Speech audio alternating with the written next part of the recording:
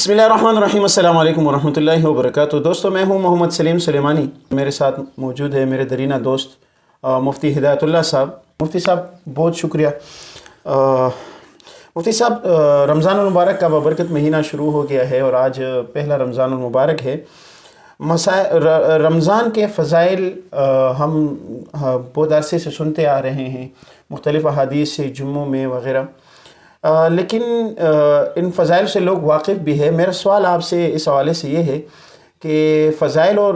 ان کی برکات، ان چیزوں کا تو ہمیں علم ہے، لیکن ہمیں ایسی کیا حکمت عملی اپنانی چاہیے کہ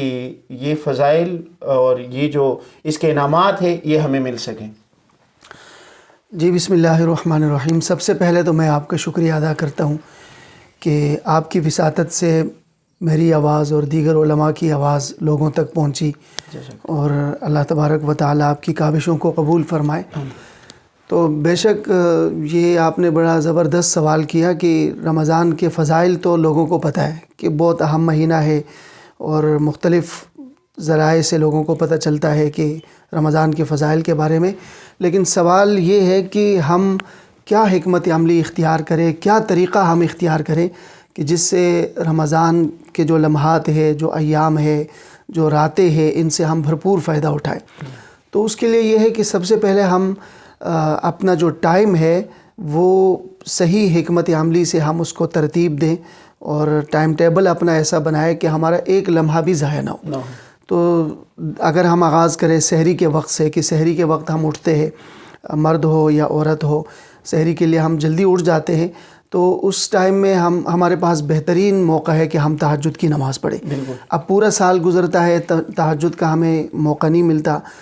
یا تو اس وجہ سے کہ ہم تھکے ہوتے ہیں، اس ٹائم ہمارا معمول نہیں ہوتا۔ تو رمضان میں ہم سحری کے لیے اٹھتے ہیں تو اس میں بڑی آسانی کے ساتھ ہم تہجد کی نماز پڑھ سکتے ہیں، اور تہجد کی بڑی فضیلت ہے۔ جیسے کہ مختصراً میں عرض کروں کہ اللہ کے رسول صلی اللہ علیہ وسلم نے فرمایا کہ اللہ تعالیٰ آسمانی دنیا پر نزول فرماتے ہیں اور یہ اعلان کرتے ہیں کہ ہے کوئی مانگنے والا کہ میں اسے عطا کر دوں، ہے کوئی معافی مانگنے والا کہ میں اس کو معاف کر دوں۔ تو ہم تہجد اس ٹائم پڑھے، پھر ہم فجر کی نماز، ظاہر ہے اب تہجد کی نماز پڑھ لی تو فوراً ہی اس کے بعد فجر کی نماز بھی جلدی ہوتی ہے، تو ہم جا کر مسجدوں میں فجر کی نماز پڑھ لیں۔ اور فجر کے بعد اکثر مساجد میں درس قرآن ہوتا ہے، یا دینی مسائل کے حوالے سے کوئی نہ کوئی نشست ہوتی ہے، تو اس مختصر نشست کے اندر بھی ہم ضرور شرکت کریں۔ اس کے بعد پھر اگر ہم اشراق تک بیٹھ سکتے ہیں تو بہت اچھی بات ہے، جیسے کہ ایک ترمذی کی روایت ہے، اور اللہ کے رسول صلی اللہ علیہ وسلم نے فرمایا کہ جو فجر کی نماز جماعت سے پڑھ لے اور اس کے بعد پھر آفتاب طلوع ہونے تک وہ اپنی جگہ پر بیٹھا رہے، اللہ کو یاد کرتا رہے، تو اللہ تعالیٰ اس کو، اور اس کے بعد جو ہے وہ 2 رکعت نفل پڑھ لے، یعنی اشراق کی نماز پڑھ لے، تو اللہ تعالیٰ اس کو ایک کامل عمرہ اور کامل حج کا ثواب دیتے۔ اور حدیث کے الفاظ ہیں تامتن تامتن تامتن، 3 مرتبہ، یعنی 3 مرتبہ اللہ کے رسول نے فرمایا کہ مکمل حج اور عمرے کا ثواب اس کو ملتا ہے۔ تو اب یہ ٹائم ایسا ہے کہ اس میں ہم تلاوت جو ہم نے کرنی ہوتی ہے وہ اسی ٹائم میں کر لیں ہم۔ اس کے بعد کسی نے کام پہ جانا ہے تو کام پہ چلا جائے، اور اگر کسی نے کام پہ نہیں جانا تو وہ آرام کر لے، اور دوپہر کو ہم قیلولہ کر لے اگر صبح کو ٹائم نہیں ملتا۔ قیلولے کی بھی اپنی جگہ پر بڑی اہمیت ہے۔ پھر ظہر کی نماز ہے اسی طرح، تو ظہر کی آپ سنتوں کو لے لیں، یعنی اگر دیکھیں نا جو معمول کی عبادات ہے ان کو بھی اگر ہم طریقے سے کریں نا تو ہمیں کسی اضافی عبادت کی ضرورت بھی نہیں۔ مثلاً اب حدیث میں کیا آتا ہے کہ جس نے دن میں 12 رکعت پڑھے،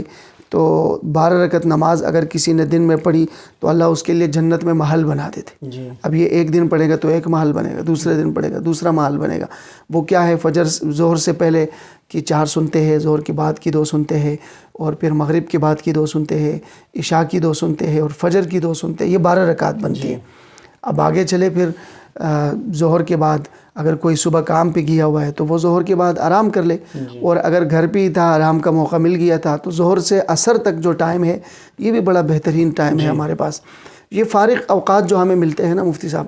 تو اس میں ہم تلاوت کریں، ذکر کریں، اور اس کے علاوہ ہم دین سیکھیں، مستند کتابیں پڑھیں۔ اور مفتی صاحب اس میں یہ بھی ہے نا کہ مثال ایک بندہ کام پہ جا رہا ہے تو کام میں اپنا معمول میں تھوڑا سا چینجز کرے، بس کپڑے کا دکاندار ہے، اگر کپڑا بیچ رہے تو ساتھ زبان تو اس کا بند نہیں ہے۔ بالکل بالکل، دیکھیں نا اکثر لوگ یہ سمجھتے ہیں نا کہ شاید کام کرنا اس کی کوئی اہمیت نہیں ہے۔ میں تو سمجھتا ہوں روزے کی حالت میں اگر ایک عام آدمی کام کرتا ہے تو اللہ تعالیٰ کو اس آدمی پہ زیادہ ترس آتا ہے کہ حلال روزی کے لیے روزہ رکھا ہوا ہے اس نے،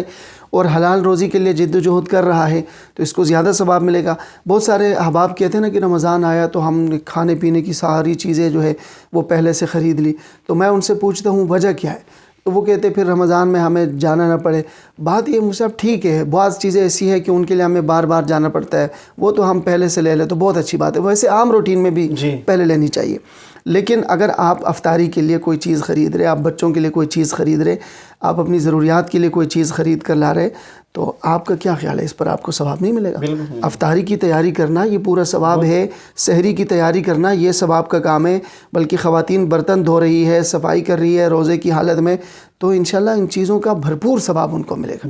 پھر عصر کے بعد کا ٹائم ہے، اب یہ بھی بڑا اہم ٹائم ہے، اور مغرب کے بعد کا ٹائم ہے. مثلاً اگر افطاری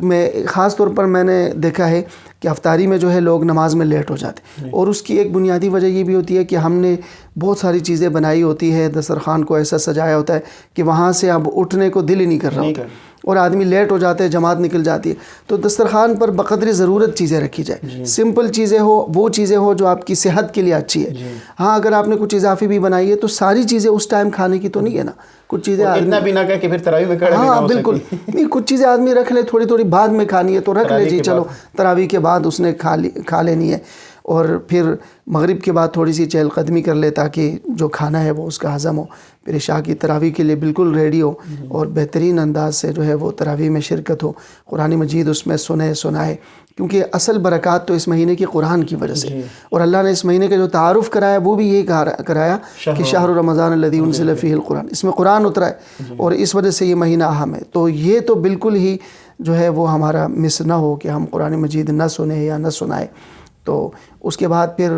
ہم جو ہے رات کو اگر جلدی سوئیں گے، اگر کسی مجبوری، آج کل لوگ جو ہے وہ تھوڑے لیٹ ہی ہو جاتے ہیں، کوئی نہ کوئی ایسے معاملات ہوتے ہیں، لیکن اگر جلدی موقع ملتا ہے تو جلدی سوئے تاکہ صبح پھر اسی روٹین کے مطابق ہم اٹھیں. تو میرا خیال ہے اگر ہم جو رمضان ہے اس کو مینیج کریں، حکمت عملی سے ٹائم ٹیبل بنائے، تو بہت فوائد ہم اس سے اٹھا سکتے ہیں. بہت فائدہ اٹھا سکتے ہیں. اچھا مفتی صاحب، یہ رمضان جہاں جو ہے وہ برکتوں والا مہینہ، فضیلت والا مہینہ ہے، آپ نے ٹائم ٹیبل بتایا کہ بھائی ہمیں اس طریقے سے گزارنا چاہیے، اور آپ نے یہ بھی بیچ میں عرض کر دیا کہ بھائی اس میں ایسی کوئی اضافی چیز بھی نہیں ہے کہ بندہ اگر زیادہ اس میں اپنے آپ کو مصروف کر دیتا ہے. تو ساتھ ساتھ اسلام ہمیں اس حوالے سے کیا درس دیتا ہے رمضان کے، خصوصاً رمضان کے حوالے سے، کہ مطلب غریب غربا کا خیال رکھنا، یہ جو بہت ہاں بالکل ظاہر ہے کہ ویسے بھی غریب و غربا کا خیال ہمیں رکھنا چاہیے، اور اس کا تعلق رمضان کے ساتھ نہیں ہے، لیکن رمضان میں زیادہ رکھنا چاہیے. ایک تو اعمال کا جو ثواب ملتا ہے، ہمیں جو اجر ملتا ہے وہ بھی بہت زیادہ ہے، اور ظاہر ہے ہم لالچ تو اس حوالے سے ہے ہم میں کہ ہمیں زیادہ ثواب ملے. دوسرا یہ ہے کہ اسپیشلی جو غریب لوگ ہیں، مزدوری کرتے ہیں یا اس طرح کے، تو رمضان کے مہینوں میں لوگوں کے اخراجات بڑھ جاتے ہیں. ایک تو آگے عید آ رہی ہے، پھر رمضان میں کچھ ضروریات ہوتی ہے، پھر دوسروں کے دسترخوان دیکھتے ہیں نا، تو جو غریب بچے بیچارے جب اپنے دسترخوان بھی دیکھتے ہیں کہ ہمارے ہاں کچھ نہیں ہے اور دوسروں کے ہاں زیادہ ہے، تو اور ویسے بھی لوگ زکوٰۃ وغیرہ بھی رمضان میں دیتے ہیں، صدقات خیرات کا بھی زیادہ اہتمام کرتے ہیں. آٹومیٹکلی اللہ کی طرف سے ایسا ہو جاتا ہے، جیسے کہ حدیث میں بھی آتا ہے کہ اللہ کے رسول صلی اللہ علیہ وسلم جو ہے وہ تو ویسے بھی بہت سخی تھے، آپ سے بڑا کوئی سخی نہیں تھا، لیکن رمضان میں جبریل امین آتے اور علیہ السلام اور نبی صلی اللہ علیہ وسلم ان کو قرآن سناتے، اس کے بعد تو آپ کی سخاوت تیز ہواؤں سے بھی زیادہ ہو جاتی تھی. تو عام دیکھا گیا ہے کہ ہر آدمی کے اندر ایک جذبہ ہوتا ہے کہ رمضان میں وہ خرچ کرے. تو میرا خیال تو یہ ہے کہ رمضان میں ہمیں بھرپور خرچ کرنا چاہیے، اور ممکن ہو تو لوگوں کو راشن دینا چاہیے، اور لوگوں کو جو ہے وہ ریاکاری والا جو ٹرینڈ چلا ہے ہمارے یہاں، نہیں دیکھیں نا، اگر ہم نے اللہ کے لیے کرنا ہے تو پھر تو ہم کریں، اگر اللہ کے لیے نہیں کرنا تو پھر نہ کریں. ہم کیا مقصد ہے اس کا کہ جس کا بجائے اجر کے ہمیں الٹا اس کی سزا ملنی ہے. ہاں ریاکاری سے ہمیں بالکل بچنا چاہیے، لوگوں کی تذلیل سے بھی بچنا چاہیے، بلکہ میں تو کہتا ہوں اگر ممکن ہو تو لوگوں کو کہ ہاں جا کر یہ چیزیں پہنچانی چاہیے، بلکہ کسی کو جب زکوٰۃ ہو، بالکل لوگوں کے ہاں، اور زکوٰۃ کو جو ہے وہ عیدی کا نام دے کر اور گفٹ کا نام دے کر اور ہدیے کا نام دے کر دینا چاہیے. نہیں، لوگوں کے ذہن میں بسا اوقات یہ ہوتا ہے نا کہ بھئی یہ پیسے میں دے دی اور میں نے بتایا نہیں کہ زکوٰۃ کے، تو میرا زکوٰۃ ادا نہیں ہوگا. جی تو یہ تو ہاں، یہ تو بتانا کوئی ضروری نہیں ہے. آپ کو ہاں اتنا ضروری ہے کہ آگے پتہ ہو کہ بندہ مستحق ہے، اور ظاہر اتنا آدمی کو پتہ ہوتا ہے آپ کے رشتہ دار ہے، آپ کا کوئی نہ کوئی تعلق ہوتا ہے، تبھی تو آپ اس کو مستحق سمجھ کے اس کو زکوٰۃ دے رہے ہوتے، تو اتنے اچھے انداز سے دیا جائے کہ اگلا بندہ بھی خوش ہو جائے کہ آپ نے اسے کوئی ہدیہ دیا اور اس کا کام بھی ہو جائے۔ تو بہرحال بالکل مفتی صاحب آپ نے بڑی اچھی بات کہی کہ اس مہینے میں عام طور پر ہمیں دیگر مہینوں میں بھی، لیکن اس مہینے میں خاص طور پر جو ہے وہ ہمیں غرباء کا خیال رکھنا چاہیے، اور جیسے میں نے عرض کیا کہ عید کا موقع بھی قریب ہوتا ہے، اخراجات بڑے ہوتے ہیں۔ جی مفتی صاحب آپ کی بات کاٹ رہا ہوں، یہ آپ نے ٹائم ٹیبل کے حوالے سے جو بات کی نا، آپ نے تو بڑے خوبصورت طریقے سے بتا دیا، لیکن اس بیچ اگر میں ایک سوال بھی کروں اور اس کی کچھ تفصیل میں جائیں آپ کہ ٹائم ٹیبل تو یہ ہونا چاہیے، لیکن ہم نے عموماً دیکھا ہے کہ لوگ تراویح پڑھنے کے بعد اکثر جو ہے وہ سحری تک جاگتے رہتے ہیں، اور ان کو کہو کہ بھئی آرام کریں، نہیں، وہ کہتے ہیں یار ہم سحری تک جاگیں گے، سحری کر کے پھر سوئیں گے، اور پھر وہ جا کے جو ہے ظہر تک اور دن بھر جو ہے وہ نیند کرنا۔ اور اسی طرح نوجوان جو ہے وہ سڑکوں پہ نکل آتے ہیں۔ یہ شہر کی طرف جب ہم جائیں، صدر یا آگے جو ہے وہ مری روڈ، ان علاقوں میں جہاں ہم راولپنڈی میں رہ رہے ہیں یہاں کی بات کرتے ہیں، باقی شہروں میں بھی ایسا ہی ہے، تو لوگ نوجوان جو ہے سڑکوں پر رات کو جو لائٹیں لگی ہوتی ہیں سڑکوں پر، وہاں ہی جو ہے وہ کرکٹیں کھیل رہے ہوتے ہیں، اور پھر اسی طرح جو ہے وہ لڈو کھیل رہے ہوتے ہیں۔ اور عموماً باہر ممالک کے آپ کو میں بتاؤں جہاں دوستوں سے بات ہوتی ہے، سعودی عرب اور ان قطر اور دبئی، ان علاقوں کے جو ہمارے دوست احباب وہاں پر ہیں،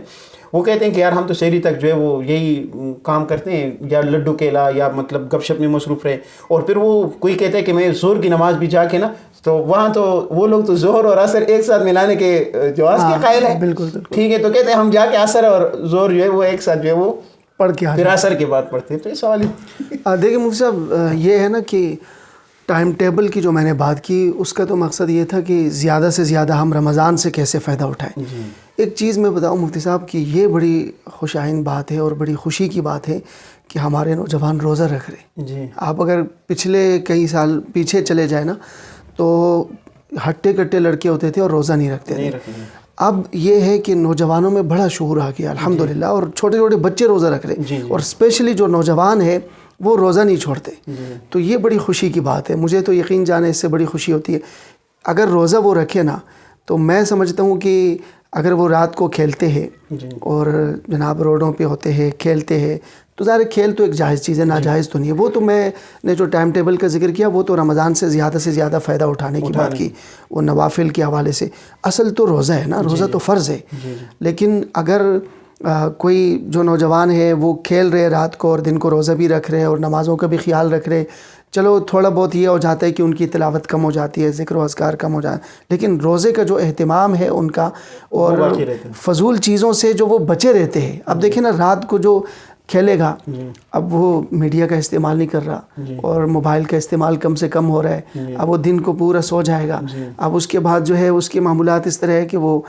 ظہر کو اٹھے گا، نماز پڑھے گا، تو میرا خیال ہے بہت ساری غلط چیزوں سے بچ جائے گا۔ میں تو سمجھتا ہوں اس میں مطلب یہ ہے کسی کو تکلیف نہ ہو کہ محلے میں آپ کھیل رہے ہیں، محلے والوں کو نہیں، اس کا تو بہت خیال رکھنا چاہیے، اور میرا خیال ہے کہ بہت حد تک ہمارے نوجوان اس کا خیال رکھ رہے ہیں الحمدللہ، بڑا شعور آ رہا ہے، کیونکہ ہمارے قریب میں بھی بچے کھیلتے تھے تو محلے والوں نے منع کیا تو مجھ تک بات ہی نہیں آئی، بلکہ مجھے کہا کہ صاحب آپ ان کو بتائیں، وہ ان تک بات پہنچی، تو میں نے تو صرف شارٹ سا ان سے کہا، میں نے کہا یار دیکھو لوگ سوتے ہیں، صبح سحری کے لیے پھر اٹھتے ہیں، انہوں نے روزہ رکھنا ہوتا ہے، تو ان کو خود سمجھ آ گئی، انہوں نے کہا یار یہ تو بالکل ہمیں اس کا خیال رکھنا چاہیے، ظاہر ہے کہ ہم بھی تو روزے والے ہیں اور ہم بھی تو گھروں والے ہیں، تو اس لیے میرا خیال ہے مفتی صاحب کی گنجائش تو ہے، کوئی ناجائز کام تو ہے نہیں کھیلنا، تو اچھی بات ہے اگر نوجوان روزہ بھی رکھ رہے۔ ہاں اگر ان کے اس کی وجہ سے ان کی پڑھائی ڈسٹرب ہو رہی ہے، یا اس کی وجہ سے ان کے نماز چھوڑ دیتے ہیں، ان کے تلاوت جو ہے اس میں، تو پھر تو ظاہر ہے انہیں خود سوچنا چاہیے کہ یہ کام اچھا نہیں ہے، مناسب نہیں ہے پھر، لیکن میرا خیال ہے عام طور پر ایسا نہیں ہوتا، کیونکہ اب بڑا ماحول ہے، خود یہاں پر میری مسجد میں بھی لوگ جو ہے بڑا تلاوت کا اہتمام کرتے ہیں، اور نوجوانوں کی فجر کے بعد کلاس لگی ہوتی ہے، اور باقاعدہ وہ ایک ٹیم کی شکل میں بیٹھ کے قرآن کی تلاوت کر رہے ہوتے ہیں۔ بہت شکریہ مفتی صاحب، آج آپ سے اس حوالے سے گفتگو ہوگی، مزید بھی انشاءاللہ تعالی رمضان کے حوالے سے اور موضوعات کے حوالے سے مفتی صاحب کے ساتھ، دیگر علماء کرام کے ساتھ انشاءاللہ گفتگو ہوگی، اور تب تک کے لیے ہمیں اجازت دیجیے گا، اللہ حافظ۔